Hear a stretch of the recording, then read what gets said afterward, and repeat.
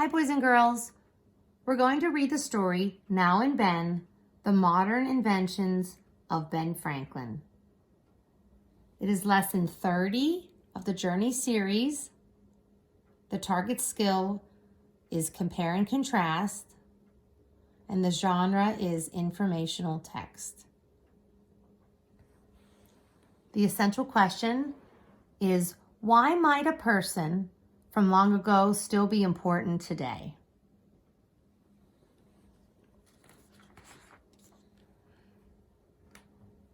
Now and then, we think about Ben, Dr. Benjamin Franklin to be precise, and we think about his many inventions he originated more than 200 years ago. It was as if Ben could see into the future. Almost everything he created is still around today. For instance, now, our newspapers are filled with illustrations. Ben was the first to print a political cartoon in America. The cartoon encouraged the American colonies to join together or die like the disconnected snake.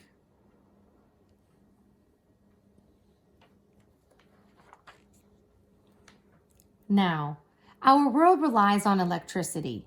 In the 18th century, many people believed that lightning was an act of anger and punishment from God.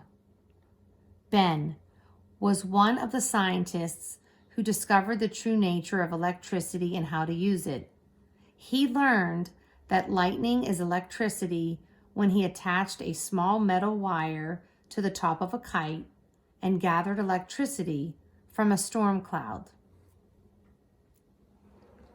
Now, many buildings and homes use lightning rods to protect against lightning strikes. Ben invented the lightning rod and was the first to use it. The pointed iron rod acts like a magnet and grabs an approaching lightning bolt from the sky before it can strike the rooftop. The electricity then travels safely down a long wire into the ground. It prevents fires and keeps dangerous amounts of electricity away from the house.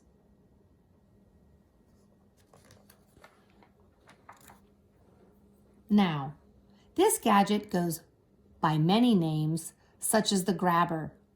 Everyone has seen one. It's the long stick that helps grab items from out-of-reach places. Ben invented the original device and called it the long arm because it worked like a very long arm.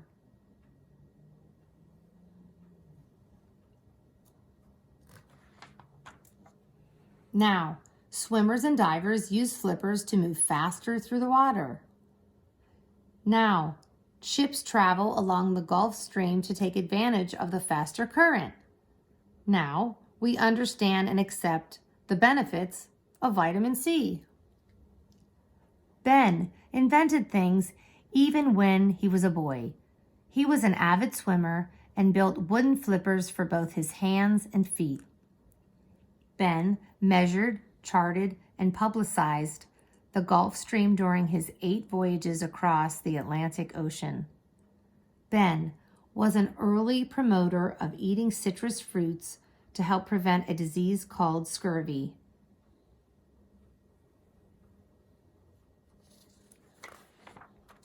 Now, for a musical interlude. Ben invented the glass harmonica. He was able to create music by simply touching his wet fingers to a row of spinning glass bowls.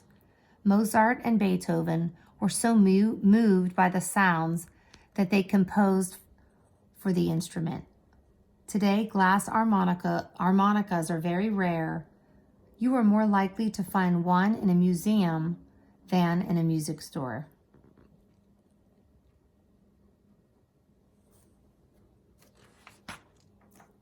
Now, chairs come in all shapes and sizes.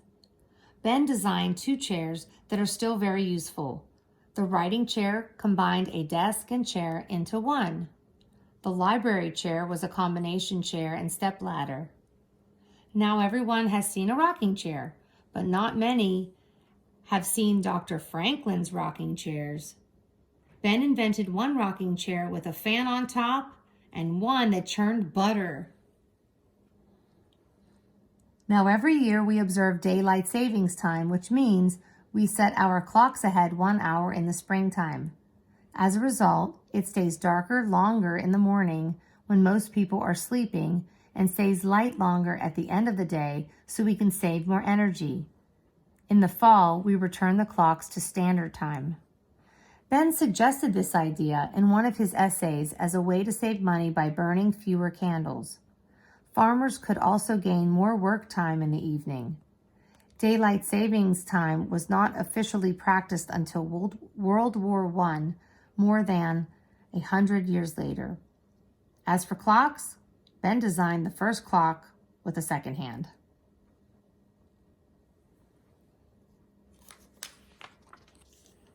Now, every automobile has an odometer to measure the distance it travels. Ben invented the odometer when he was a postmaster general so he could measure his postal routes. Now, almost every large community includes a library, a hospital, a post office, a fire department, and a sanitation department. Ben lived in a city that had none of these establishments, so he helped organize the first of each.